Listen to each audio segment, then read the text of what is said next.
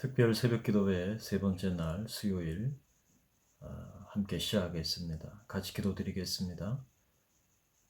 살아계신 하나님 아버지, 은혜와 사랑을 진심으로 감사합니다.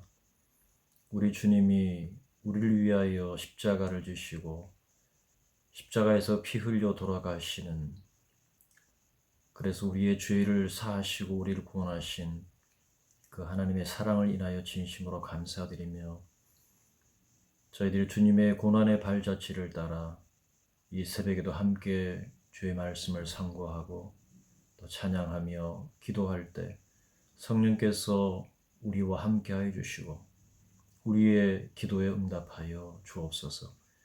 예수 그리스도의 이름으로 기도드립니다. 아멘. 찬송가 211장, 찬송가 211장을 함께 찬양하겠습니다.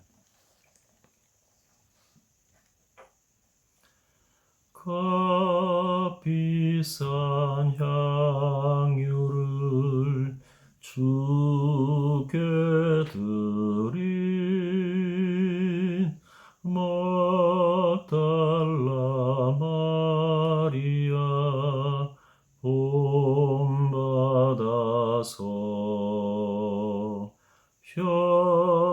향기로운 산제물 주님께 바치리. 사랑의 주 내 주님께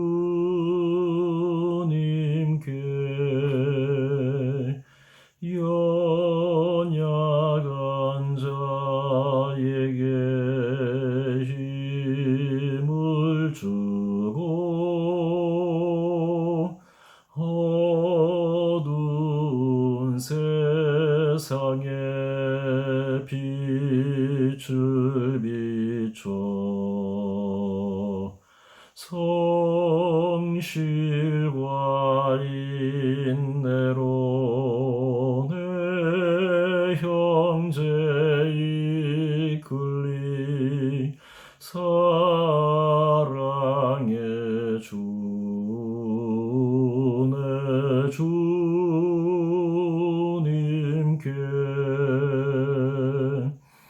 두려움 마음에 소망 주고 슬픔에 쌓인 자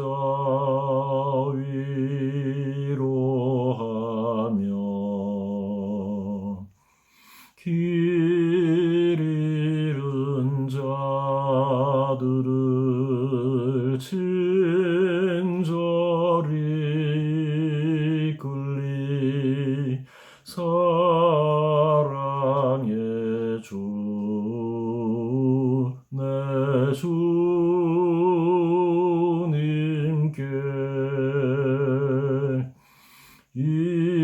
인생의 황혼이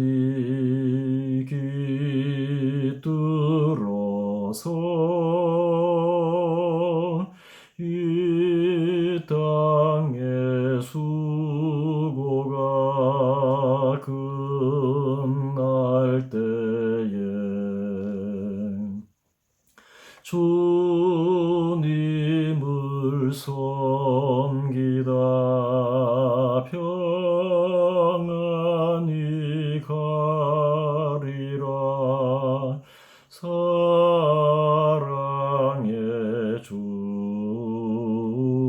내 주님께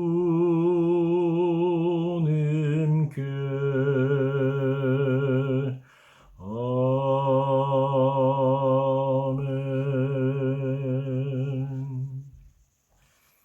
이 새벽에 나눌 말씀은 마가복음 14장 3절에서 9절 말씀입니다. 마가복음 14장 3절에서 9절 말씀입니다. 제가 가진 성경은 79쪽에 있습니다.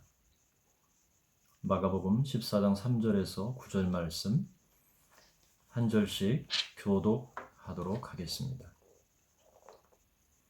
예수께서 베다니 나병 환자 시몬의 집에서 식사하실 때에 한 여자가 매우 값진 향유 곧 순전한 나드 한 옥합을 가지고 와서 그 옥합을 깨뜨려 예수의 머리에 부으니 어떤 사람이 화를 내어 서로 말하되 어찌하여 이 향유를 허비하는가.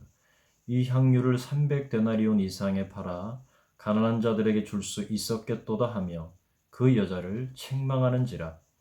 예수께서 이르시되 가만두라. 너희가 어찌하여 그를 괴롭게 하느냐. 그가 내게 좋은 일을 하였느니라. 가난한 자들은 항상 너희와 함께 있으니 아무 때라도 원하는 대로 도울 수 있거니와 나는 너희와 항상 함께 있지 아니하리라. 그는 힘을 다하여 내 몸에 향유를 부어 내 장례를 미리 준비하느니라. 내가 진실로 너희에게 이르노니 온 천하에 어디서든지 복음이 전파되는 곳에는 이 여자가 행한 일도 말하여 그를 기억하리라 하시니라. 아멘. 여러분 반갑습니다. 오늘은 장래를 위한 헌신이라는 말씀의 제목으로 여러분과 은혜를 나누겠습니다. 예수님은 포도원 비유를 통해서 대제사장이나 서기관들과 장로들과의 논쟁을 벌이셨습니다. 건축자들의 버린 돌이 모퉁이 돌이 된 것처럼 십자가의 피 흘리심과 죽으심 그리고 부활하심을 통해 우리 안에 성전을 만드시고 이 땅에 손으로 짓지 않은 교회를 세우는 모퉁이 돌이 되셨음을 가르쳐 주셨습니다. 예수님은 고난의 길을 재촉하듯 십자가를 향해 걸어가셨습니다. 예수님께서 성전에 계실 때 바리새인들과 헤롯 당원들이 또다시 예수님을 공경에 빠뜨리기 위해서 질문을 통해 예수님을 시험했습니다. 오늘 본문 12장 17절의 말씀을 보면 가이사에게 세금을 바치는 것이 옳습니까? 옳지 않습니까? 예수님 말씀하셨습니다. 하나님의 것은 하나님에게 그리고 가이사의 것은 가이사에게. 이번에는 부활이 없다고 믿는 사두개인들이 예수님을 찾아왔습니다. 모세의 법에는 어떤 사람의 형이 자식이 없어 아내를 두고 죽으면 그 동생이 그 아내를 취하여 형을 위해 상속자를 세우라 했는데, 그렇다면 여기 7 형제가 있었는데 상속자가 없어 차례로 죽고 아내도 죽었다면 부활 때, 곧 그들이 살아날 때 그 중에 누구의 아내가 되겠습니까? 이러한 질문을 통해서 예수님을 시험했습니다. 12장 28절에 보면 이번에는 세 번째로 서기관들이 예수님을 시험했습니다. 모든 계명 중에 첫째가 무엇입니까? 그때 예수는 네 마음을 다하고 목숨을 다하고 뜻을 다하고 힘을 다하여 주 너의 하나님을 사랑하라. 또 네 이웃을 내 자신과 같이 사랑하라 가르쳐 주셨습니다. 그런 와중에서도 성전에서 2 렙돈의 아주 적은 헌금이지만 자신의 모든 소유, 곧 생활비 전부를 넣어드린 과부의 헌금을 예수님 귀하게 평가하셨습니다. 이러한 논쟁과 가르침 후에 13장 1절에 보면 예수님께서는 성전을 나가셨습니다. 그런데 제자 중 하나가 말했습니다. 선생님, 보세요. 이 돌들이 얼마나 대단합니까? 이 돌들이 얼마나 아름답습니까? 헤롯이 만든 성전의 외면에 취해 있었던 제자들, 그 제자들의 말이었습니다. 그때 예수님은 제자들에게 말씀하셨습니다. 돌 위에 돌 하나도 남겨지지 않고 다 무너뜨려지리라. 그리고는 입을 열어서 마지막 재림의 때의 징조를 하나하나 펼쳐서 가르쳐 주셨습니다. 무화과 나무의 비유를 통해서 이스라엘이 국가적으로 회복이 있게 된다면 주의 강림이 가까이 왔다는 것을 주의하고 깨어 있으라 권고하셨습니다. 여기 무화과 나무는 이스라엘을 상징하고 있습니다. 무슨 논쟁을 하셨는지 여러분 지금까지 우리가 예수님께서 어떤 논쟁을 하셨는지 기억하지 못할 정도로 예수께서는 짧은 시간 안에 많은 논쟁과 가르침에 집중하셨습니다. 예수님께서 얼마나 피곤하고 얼마나 지치셨는지 여러분 상상이 가십니까?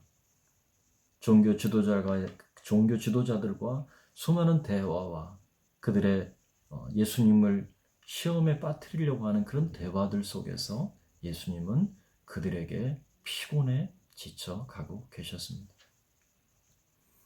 그런데 그런 가운데 오늘 본문 14장을 보면 예수님께서 베다니 나병 환자 시몬의 집에 도착하셨습니다.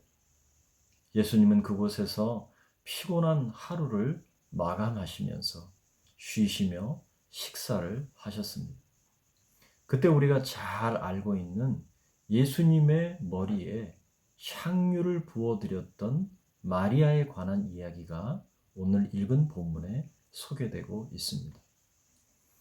그런데 마가복음은 조금 특별한 의도적 배치를 통해서 향유를 부어드리는 마리아의 헌신을 소개하고 있습니다.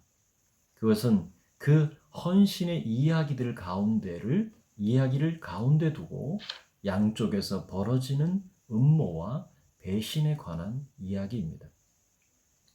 먼저 14장 1절과 2절의 말씀을 보면 대제사장들과 서기관들이 어떻게 하면 예수를 흉계로 잡아 죽일 수 있을지를 궁리하고 있습니다. 그리고 14장 10절에서 11절의 말씀을 보면 예수님의 제자 중 하나인 가룟 유다가 대제사장들에게 돈을 받고 스승인 예수님을 넘겨주기 위해 기회를 엿보고 있습니다. 이렇게 음모와 그리고 배신이라는 아주 극도로 긴장되는 두 이야기 사이에 오늘 헌신의 이야기가 위치하고 있습니다. 마치 폭풍이 몰아치고 거친 파도가 요동하는 바다 밑에 잠잠함? 태풍의 눈 속에 고요함이라고 할까요? 오늘 읽은 본문은 거침없이 그 길을 달려오신 예수님께서 잠시 숨을 고르시는 위치입니다. 예수님께서 베다니 나병 환자 시몬의 집을 방문하시고 그곳에서 식사하셨습니다. 이 가정은 이전에 예수님께서 치유하셨던 가정입니다. 요한복음에서는 이곳을 베다니에 살던 나사로의 집이라고 설명합니다. 그곳에 마리아와 마르다가 함께 있었습니다. 예수님께서 식사하고 계실 때 막달라 마리아가 예수님께 다가왔습니다.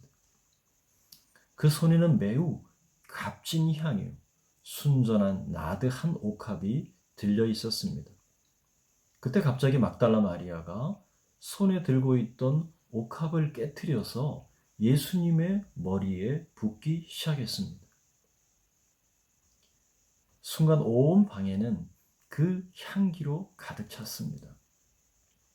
그 향유는 예수님의 머리에서 어깨를 타고 몸 전체로 흘러내렸습니다. 예수님은 그 향기 속에 잠시 휴식과 평온함을 느끼셨습니다. 여러분, 이런 옥합을 깨트리는 행동이 우리에게는 굉장히 낯선 풍경입니다. 그렇지만 유대인들의 식사 자리에는 흔하게 있었다고 합니다. 집에 귀한 손님이 찾아왔을 때 옥합을 깨트려서 부어 그리고 그 붓는 행위가 내가 당신을 존경합니다 라고 하는 표시였다는 것입니다. 그런데 이 여인이 깨트린 그 옥합은 평범한 것이 아니었습니다. 시장에 내다 팔아도 어마어마한 돈을 받을 수 있는 값이 아주 비싼 옥합이었습니다. 300데나리온이라는 당시에 하루 임금이 1데나리온이었으니까 마치 1년치 임금에 해당하는 가치를 지녔습니다. 어떤 신학자는 이 옥합은 막달라 마리아가 자신의 결혼을 목적으로 결혼 미천으로 가지고 있었던 옥합이었다라고 주장하기도 합니다. 어쨌든 막달라 마리아 자신에게 소중한 것, 그 향유 옥합을 깨트려서 아낌없이 예수님께 부어드린 것입니다. 그동안 많은 논쟁과 가르침에 집중하셨기 때문에 예수님은 극도로 피곤해 계셨습니다. 또 십자가를 향해서 그 폭풍의 언덕을 걸어가실 예수님을 향한 여인의 아름다운 헌신이었습니다. 예수님은 마리아의 헌신을 통해 잠시 평온함을 누리시고 주의 날개 아래 머물 수 있었습니다. 이제 곧 예수님은 험난한 십자가의 길을 다시 떠나야 합니다. 어쩌면 세상에서 누리는 마지막 쉼이었을 것입니다. 그런데 이 광경을 지켜보고 있던 어떤 사람들, 곧 예수님의 제자들이 그들은 그 여인의 행동을 못마땅하게 생각했습니다. 그리고 버럭 화를 냈습니다.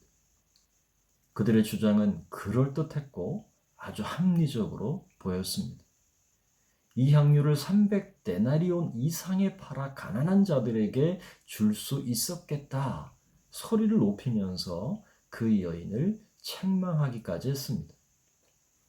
여러분, 이유야 그럴듯합니다. 그런데 그들은 과연 예수님께 이러한 헌신을 이전에 드려보았을까요? 예수님의 제자라고 우쭐대면서 예수님의 뒤를 따르는 그러한 삶을 살았지만 자신을 드리는 것에 주저했던 사람들은 아니었나요?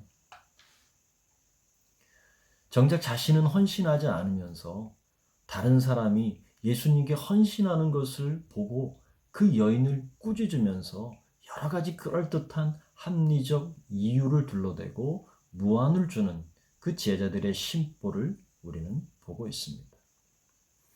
지금 대제사장들과 서기관들은 흉궤로 예수님을 잡아 죽일 방법을 궁리하고 있고 가룟 유다는 예수님을 은 30에 팔아넘기려 기회를 엿보는 음모와 배신의 소용돌이가 일어나고 있는 이 상황에 막달라 마리아의 헌신은 예수님을 향한 사랑이었고 그리고 위로였고 예수님께는 힘이 되었던 것입니다. 그런데 제자들은 이리 따지고 저리 따지고 이래서 안 되고 저래서 안 되고 자신을 가르치는 스승에게는 그렇게 박하게 굴었던 제자들. 자신의 영적 스승의 그 외로운 마음 한번 헤아리지 못하고 어떻게 해서든 자신들의 뜻만을 이루려 하는 제자들의 모습입니다. 정작 예수님과 3년 동안 동거하지 않았습니까? 3년이라는 시간 오랫동안 동거동락했던 제자들은 그럴듯한 이유를 들어서 여인을 꾸짖었지만 막달라 마리아의 헌신은 예수님께서 홀로 걸어가실 그 고난과 십자가의 죽음을 위해서 미리 준비되어진 장례의식이었던 것입니다. 본문 8절의 말씀에 보면은 그는 힘을 다하여 내 몸에 향유를 부어 내 장례를 미리 준비하였느니라. 비로소 예수님은 제자들에게 이 여인의 헌신에 대한 진정한 의미를 말씀해 주셨습니다. 깨트린 옥합은 곤란 중에 위로가 되었고 예수님의 마음에 깊이 남겨졌습니다. 9절의 말씀에 보면 예수님께서 이렇게 말씀하셨죠. 내가 진실로 너에게 이르노니 온 천하에 어디서든지 복음이 전파되는 곳에는 이 여자가 행한 일도 말하여 그를 기억하리라. 스승의 마음에 기억되는 제자가 되었습니다. 여러분, 세상의 주인이 되시는 예수님께 그것이 그 향유 옥합 300데나리온의 가치가 나가는 그것이 얼마나 되겠습니까? 하지만 주께서 귀하게 받으시고 그 헌신을 기억되도록 하셨습니다. 사랑하는 여러분, 우리도 이 고난주간에 막달라 마리아의 헌신을 기억할 수 있기를 바랍니다. 주님도 예상하지 못하셨던 헌신입니다. 주님의 가실 길을 준비했던 막달라 마리아의 헌신입니다. 이러한 헌신이 오늘 우리 시대에 필요한 헌신은 아닐까요? 주님의 가실 길을 준비했던 여인의 헌신처럼 다시 오실 주님의 길을 준비하기 위해서 우리는 오늘 예수님께 어떤 헌신을 드릴 수 있을까요? 예수님께서 기억하시는 헌신, 주님의 마음을 위로해드리고 주님의 마음을 시원하게 해드릴 그런 아름다운 헌신을 우리 생애에 드려보는 것은 어떻겠습니까? 주님이 다시 이 땅에 오시기 전에 혹은 우리가 먼저 주님께 가야 할지도 모르지만 귀한 향유 옥합을 깨뜨려서 주님의 길을 예비했던 이 막달라 마리아처럼 주님께 귀한 헌신을 드리는 주의 오실 길을 예비하는 저와 여러분 될 수 있기를 주님의 이름으로 축원합니다. 아멘. 기도하시겠습니다. 허물과 죄로 죽었던 우리 영혼을 살리시고 그리고 구원하시려고 십자가를 지시고 피 흘려주신 주님, 진심으로 감사와 찬양을 드립니다. 오늘 예수님을 십자가에 죽이려는 음모와 그리고 예수님을 팔려는 제자의 배신 사이에서 값비싼 자신의 향유 옥합을 깨뜨려 예수님의 장례를 준비했던 막달라 마리아, 우리도 막달라 마리아처럼 그 막달라 마리아를 본받는 자 되기를 원합니다. 우리 또한 주님의 오실 길을 준비하게 하시고 우리 삶을 통해 주께서 기억하실 헌신을 드리기 원합니다. 너무도 부족한 저희들이지만 막달라 마리아처럼 주님을 더욱 사랑하고 주 오실 길을 준비하겠사오니 우리 모두에게 지혜를 주시고 위로부터 부으시는 지혜와 능력으로 충만하게 하여 주옵소서. 귀중한 옥합을 주께 드리는 우리의 모든 삶이 되도록 우리를 이끌어 주옵시고 하나님 나라 이 땅 가운데 이루는 일에 우리 모두가 쓰임받게 하여 주옵소서. 사랑하는 주님, 코로나 바이러스로 이 땅에서 고통하는 그 울부짖음과 그리고 탄식 소리를 주께서 들어주시고 이 땅에 살 길을 열어 주옵소서. 혹시 우리 형제자매 가운데 이러한 여러 가지 어려움을 겪는 그러한 지체가 있다면 돌봐주시고 우리도 주님의 사랑을 나누는 삶이 되게 하여 주옵소서. 십자가에서 피 흘려주신 그 보혈이 이 땅을 덮어주시고 다시 한번 죽음과 모든 죄악과 모든 질병을 이기신 주님께서 이 땅을 치유하시고 회복시켜 주시옵소서. 감사를 드리옵고 우리 구주 예수 그리스도의 이름으로 기도드립니다. 아멘. 네, 계속해서 스톡홀름 지역의 복음화를 위해서 오늘 수요일 기도 제목을 위해서 기도해 주시고 또 각자가 기도하시면 좋겠습니다. 오늘 하루도 복되고 또 주님의 위로와 보호하심이 넘치는 하루 되시기를 축원합니다.